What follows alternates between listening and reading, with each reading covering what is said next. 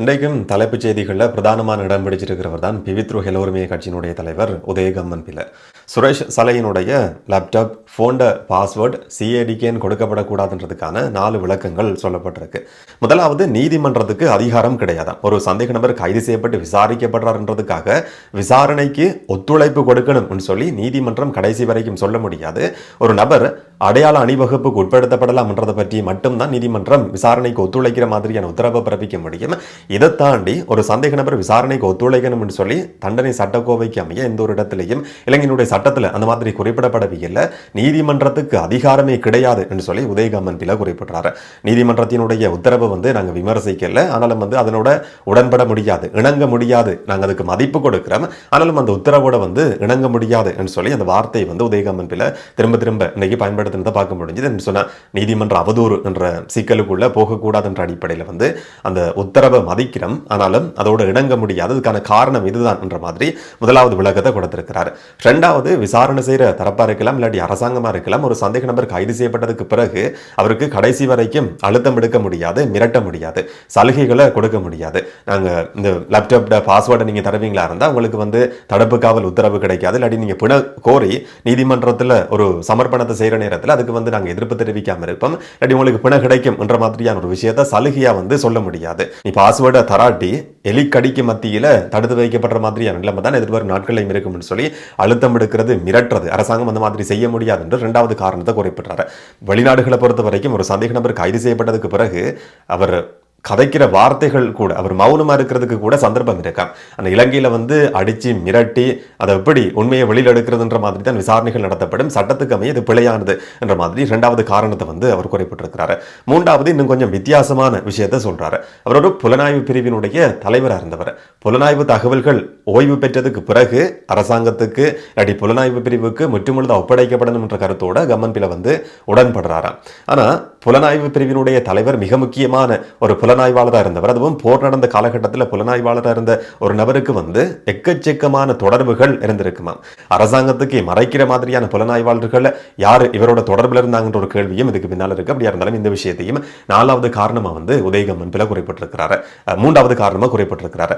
நாலாவது விஷயம் என்ன சொன்னா, இப்போ சுரேஷ் சலை சம்பந்தமான விசாரணைகளை பொறுத்த வரைக்கும் அவருடைய லேப்டாப்புக்குள்ள சில போர் சம்பந்தமான காலகட்டங்களில் பெற்றுக்கொள்ளப்பட்ட ரகசியமான தகவல்கள் இருக்கலாம், இல்லாட்டி இன்னும் சென்சிட்டிவான தகவல்கள் இருக்க முடியுமா. 2002ஆம் ஆண்டு நடந்த ஒரு சம்பவத்தையும் இதையும் ஒப்பிட்டு கம்மன் பில சொல்றார். இதனால தான் பாஸ்வேர்டு கொடுக்கப்படக்கூடாது என்றதுக்கான நாலாவது விளக்கம் தான் 2002ஆம் ஆண்டுல நடந்த மிலேனியம் சிட்டி சம்பவம்.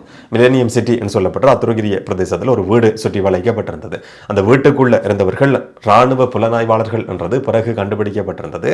அதுக்கு பிறகு அந்த தகவல்கள் எல்லாமே நீதிமன்ற வழக்கு விசாரணையில் வெளிவந்ததுக்கு பிறகு 70க்கும் அதிகமான புலனாய்வாளர்களோட சம்பந்தப்பட்டிருக்கிற தகவல் கொடுக்கிற நபர்கள் சொல்லி 70க்கும் அதிகமான நபர்கள் புலிகள் அமைப்பால கொலை செய்யப்பட்டாங்களாம். ஆனா அதுக்கான ஆரம்ப புள்ளியா இருந்தது போலீஸால அந்த இடம் சுற்றி வளைக்கப்பட்டு ரகசியமான தகவல்கள் எல்லாமே ஊடகங்கள்ல வெளியானது. அதே மாதிரி இந்த சம்பவமும் நடக்கலாம். சலைவனுடைய லேப்டாப் போன் கைப்பற்றப்பட்டிருக்கு, பாஸ்வேர்ட் கொடுக்கப்பட்டு அதுக்குள்ள இருக்கிற ரகசியமான தகவல்களை பார்க்கிற நேரத்தில் மற்ற நபர்களுக்கு கூட அவர்களுடைய உயிருக்கு கூட உத்தரவாதம் கிடையாது. அந்த மாதிரியான மிலேனியம் சிட்டி மாதிரியான இன்னும் ஒரு சம்பவம் இதனால நடக்கிறதுக்கான சாத்தியம் இருக்குன்னு சொல்லியும் அந்த சம்பவத்தையும் நாலாவது காரணமா உதயகம்மன் பில குறிப்பிட்டிருக்கிறார். அந்த மாதிரியான விஷயங்களால் தான் சலைவினுடைய பாஸ்வேர்டு, போன்ட பாஸ்வேர்டு, லேப்டாப்ட பாஸ்வேர்டு விசாரணை தரப்புக்கு நீதிமன்றம் உத்தரவு பிறப்பிச்சிருந்தாலும் கடைசி வரைக்கும் அது கொடுக்கப்படக்கூடாதுன்னு சொல்லி ஒற்றை காலில் நின்று கொண்டிருக்கிறார் உதயகம்மன் பில.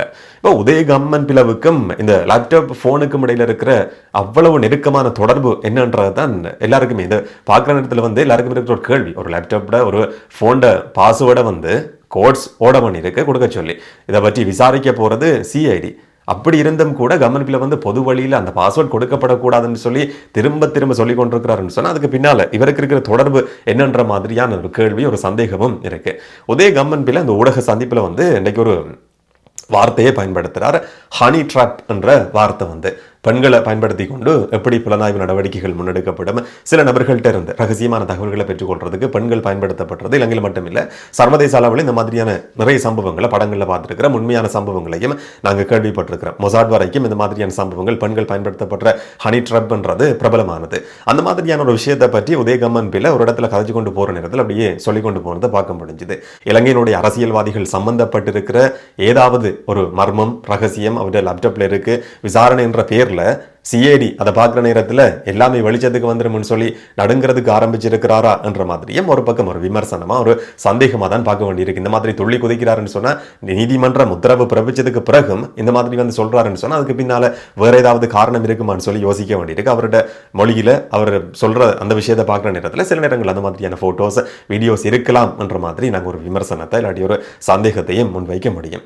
இப்போ 2002ஆம் ஆண்டு காலகட்டத்தில் நடந்திருக்கிற அந்த சம்பவத்தை, மிலேனியம் சிட்டி சம்பவத்தை வந்து இங்க கம்மன் பிள்ளை நினைவுபடுத்துறாரு. இந்த மாதிரி ஒரு சம்பவம் பதிவானது, புலனாய்வு தகவல்கள் வெளியில கசிஞ்சது, அதுக்கு பிறகு 70க்கும் அதிகமானவர்கள் கொலை செய்யப்பட்டார்கள் என்ற மாதிரி ஒரு விஷயத்தை வந்து அவர் சொல்லியிருந்தார்.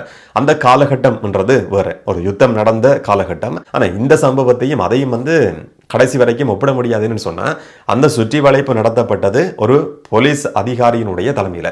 போலீஸ் அதிகாரி நீதிமன்றத்தினுடைய உத்தரவு இல்லாம வேற யாருக்குமே அறிவிக்காம தன்னுடைய டீமை கூட்டி கொண்டு போய் அதுர்கிரிய பிரதேசத்தில் இருக்கிற அந்த வீட்டை வந்து சுற்றி வளைக்கிறார். அதுக்கு பிறகு அங்க இருக்கிற தகவல்கள் எல்லாமே வெளிவர ஆரம்பிச்சிருந்தது. ஆனா இங்க நீதிமன்றம் ஒரு உத்தரவை பிறப்பிச்சிருக்கு, ஒரு முறையான விசாரணை நடத்தப்படுது. சிஐடி தான் அந்த விசாரணையை நடத்தி கொண்டிருக்கு. அங்க அந்த போன்ல இருந்து லேப்டாப்ல இருந்து ஏதாவது வெளிவரமா இருந்தா, இப்ப கசிய விடப்படுமா இருந்தா அதுக்கான முழு பொறுப்பையும் ஏற்றுக்கொள்ள வேண்டியது சிஐடி, குற்றப்புலனாய்வு திணைக்களம். நீதிமன்றம் அதுல தலையிடுற மாதிரியான ஒரு விஷயமா அது இருக்க முடியும். இப்ப ரெண்டு சம்பவத்தையும் ஒப்பிட முடியாது. இதை தவிர 2002ஆம் ஆண்டுல அந்த காலகட்டத்தில் பதிவான சம்பவத்தை பொறுத்த வரைக்கும் அதுல அரசியல் பின்னணியும் கொஞ்சம் வித்தியாசமானது. 2001ஆம் ஆண்டுல ஒரு தேர்தல் நடத்தப்பட்டிருக்கு. அந்த தேர்தல் வந்து சந்திரிகா பண்டாரநாயக்க குமாரதுங்க ஜனாதிபதியா இருந்த காலகட்டம். ஆனால் அந்த தேர்தலில் அவருடைய கூட்டணி தோல்வி அடையுது. அதுல ரணில் விக்ரமசிங்க தலைமையிலான கூட்டணி வந்து வெற்றி அடையுது. அதுக்கு பிறகு ஆட்சி மாற்றம் நடக்குது. ஆட்சி மாற்றத்துல இவங்க என்னதான் ஜனாதிபதியா இருந்தாலும் ரணில் விக்ரமசிங்க தலைமையிலான அரசாங்கம் வந்து பொறுப்பேற்றுக் கொண்டிருந்தது. அதுக்கு பிறகு போலீஸுக்குள்ளேயும் சில மாற்றங்கள் நடக்குது. அந்த காலகட்டத்தில் தேர்தலில் ஒரு வன்முறை சம்பவம் பதிவாகி இருந்தது. உடத்தலாவின் சொல்லப்படுற பிரதேசத்தில் 10 இளைஞர்கள் கொலை செய்யப்பட்ட சம்பவம் தேர்தலோடு சம்பந்தப்பட்டிருக்கிற ஒரு வன்முறையா இது வந்து பதிவாகி இருந்தது. அந்த சம்பவம் சம்பந்தமா ஆட்சி மாற்றத்துக்கு பிறகு ஒரு விசாரணை நடக்குது. ரணில் விக்ரமசிங்கவினுடைய ஆட்சி காலகட்டத்தில் மிக தீவிரமான ஒரு விசாரணை நடத்தப்பட்டிருந்தது. ஒடுகம் போல சொல்லப்படுற ஏஎஸ்பியா இருந்த அந்த காலகட்டத்தில் கண்டி பிரதேசத்துக்கு பொறுப்பா ஏஎஸ்பியா இருந்த உடுகம்போல தலைமையில் தான் இந்த விசாரணை வந்து நடத்தப்பட்டிருக்கு. அவருக்கு ஒரு ரகசியமான தகவல் கிடைக்குது. இந்த 10 இளைஞர்கள் கொலை செய்யப்பட்ட சம்பவத்தோட தொடர்பு பட்டிருக்கிற ஒரு பிரதானமான சந்தேக நபர் அதுரகிரிய மிலேனியம் சிட்டியில் இருக்கிற வீட்டு தொகுதியில் தங்கியிருக்கிறார்னு சொல்லி ஒரு ரகசியமான தகவல் கிடைக்குது. ரெண்டாவது இன்னும் ஒரு முக்கியமான விஷயம், அந்த காலகட்டத்தில் பிரதமராக இருந்த ரணில் விக்ரமசிங்கவை சுட்டு கொலை செய்யறதுக்கான ஒரு முயற்சி சதி திட்டம் அந்த வீட்டுக்குள்ள தீட்டப்படுதுன்னு சொல்லியும் உடுகம்போலவுக்கு ஒரு ரகசியமான தகவல் கிடைச்சிருந்ததாம். அந்த ரகசியமான தகவலுக்கு அமையதான் மிலேனியம் சிட்டியில் இருக்கிற ஒரு வீடு சுற்றி வளைக்கப்படுது. அந்த வீட்டுக்குள்ள போய் பார்க்குற நேரத்தில் அதுக்குள்ள இருந்தது இராணுவத்தினுடைய புலனாய்வாளர்கள். ஒரு சேஃப் ஹவுஸா அந்த இடம் வந்து செயல்பட்டிருந்தது. அதுல நவீன ஆயுதங்கள், புலிகள் அமைப்பினுடைய சீருடைகள் வரைக்கும் அந்த காலகட்டத்தில் கைப்பற்றப்பட்டிருந்ததுன்னு சொல்லி பரபரப்பாக பேசப்பட்டிருக்கு. போலீஸ் அதிகாரி போற நேரத்திலேயே மீடியாவை கூட்டிக் கொண்டு போறார். மீடியாவில் போட்டோஸ் வீடியோஸ் வெளிவருது. ராணுவ புலனாய்வாளர்கள் கைது செய்யப்பட்டாங்க, ரணில் விக்ரமசிங்கவை கொலை செய்யறதுக்கான சதி முயற்சியில் ஈடுபட்டாங்கன்னு சொல்லி பரபரப்பாக பேசப்பட்ட ஒரு விஷயமா மாறி இருந்தது. போன வருஷத்துல மேல் நீதிமன்றத்தில் இந்த வழக்கு விசாரிக்கப்பட்டு கடைசி தீர்ப்பு அறிவிக்கப்பட்டிருந்தது. ஒடுகம்போல தன்னுடைய கடமையை செய்திருக்கிறார். புலனாய்வு தகவல்களை கசிய விட்டுறது அவருடைய நோக்கம் கிடையாதுன்னு சொல்லி மேல் நீதிமன்றத்தினுடைய நீதிபதி ஆதித்ய பட்டபந்திக்கு இந்த தீர்ப்பு அறிவிக்கும் போது போன வருஷத்தில் குறிப்பிட்டிருந்தது. உங்களுக்கு சில நேரம் ஞாபகம் இருக்கும்னு சொல்லி நினைக்கிறேன். இதே சேனலில் அதை பற்றி நான் கதைச்சிருக்கிறேன். அப்போ புலனாய்வு தகவல்கள் கசிய விடப்பட்டது, அந்த இடம் சுற்றி வளைக்கப்பட்டது பிழையானதுன்னு சொல்லி கம்மன் பிள்ளை சொல்றதை கூட ஏற்றுக்கொள்ள முடியாது என்றதுக்கான ஒரு நீதிமன்ற தீர்ப்பு தான் போன வருஷம் கொடுக்கப்பட்டிருந்தது. மிலேனியம் சிட்டி சம்பவத்தையும் சுரேஷ் சாலையோட லேப்டாப் போன் பாஸ்வேர்டு கொடுக்கப்பட்டதையும் வந்து கடைசி வரைக்கும் எந்த அடிப்படையிலையும் ஒப்பிட முடியாது. இந்த நேரம் இன்னைக்கு வந்து இன்னும் ஒரு போலீஸ் அதிகாரி சீனியர் டிஐஜி வருணாட்டையும் விசாரணைகள் நடத்தப்பட்டிருக்கு. சிஐடி வந்து வருண ஜெயசுந்தர்கிட்ட கிட்டத்தட்ட 4 தொடக்கம் 5 மணித்தியாலங்கள் விசாரணை நடத்தியிருக்கு. ஈஸ்டர் தாக்குதல் சம்பந்தமான விசாரணைகள் இவற்றை நடத்தப்படும் சொல்லி எதிர்பார்க்கப்பட்டிருந்தது. அந்த காலகட்டத்தில் இவர் மேல சில குற்றச்சாட்டுகள் இருந்தது. சில நாட்களுக்கு முதல்ல ஒரு வழக்கு விசாரணை கூட நடந்தது. உங்களுக்கு சில நேரங்களில் ஞாபகம் இருக்கு. ஈஸ்டர் தாக்குதல் சம்பந்தமான விசாரணைகளுக்கு தான் கைது செய்யப்படக்கூடாதுன்னு சொல்லி சீனியர் டிஐஜி வருண ஜெயசுந்தர் ஒரு மனுவை பதிவு செய்திருந்தவர். சட்டம் அதிபர் திணைக்களம் அறிவிச்சிருந்தது, ஈஸ்டர் தாக்குதல் சம்பந்தமான விசாரணைகளுக்காக இப்போதைக்கு இவர் கைது செய்யப்பட மாட்டார், இப்போதைக்கு கைது செய்யறதுக்கான எந்த ஒரு நோக்கமும் கிடையாதுன்னு சொல்லி சட்டமாதிபர் திணைக்களம் நீதிமன்றத்தில் அறிவிச்சிருந்தது. அதுக்கு பிறகு அந்த வழக்கு விசாரணை முடிவுக்கு கொண்டு வரப்பட்டிருந்தது. அதை பற்றி சில நேரங்களில் விசாரிக்கப்படுவார் சொல்லி எதிர்பார்க்கப்பட்டிருக்கிற பின்புலத்தில் இப்ப கெஹல் பத்ர பத்மேவோட பாதாள குழுவுக்கும் சீனியர் டிஐஜி இன்றைக்கும் பதவியில் இருக்கிறார் சீனியர் டிஐஜி வருண ஜெயசுந்தரவுக்கும் இடையில ஏதாவது தொடர்பு இருக்கான்றதை பற்றி சிஐடி கிட்டத்தட்ட 4 தொடக்கம் 5 மணித்தியாலங்கள் அவர்கிட்ட வாக்குமூலம் பதிவு செய்திருக்கு. எப்படியான தகவல்கள் வெளிவந்திருக்குன்றத அடுத்த கட்ட வழக்கு விசாரணையில நாங்கள் தெரிஞ்சு கொள்ளக்கூடிய மாதிரி இருக்கு.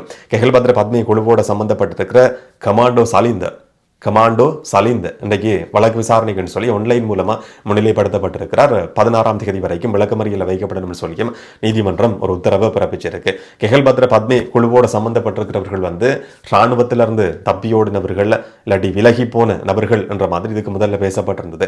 இராணுவ முகாம்களுக்குள்ள இருந்த ஆயுதங்கள் பாதாள குழுவுக்கு, அதுவும் கெஹல்பத்ர பத்மி குழுவுக்கு கொடுக்கப்பட்டதுன்ற மாதிரியும் இதுக்கு முதல்ல சில விசாரணைகள்ல தெரிய வந்திருந்தது. அந்த மாதிரியான ஒரு பின்புலத்தில் தான் இப்ப வருண ஜெயசுந்தரவும் சிஐடியால விசாரிக்கப்பட்டிருக்கிறார். அவருடைய விசாரணையில இப்படியான தகவல்கள் தெரிய வந்திருக்குன்றதை நாங்க பொறுத்திருந்து பார்க்கலாம்.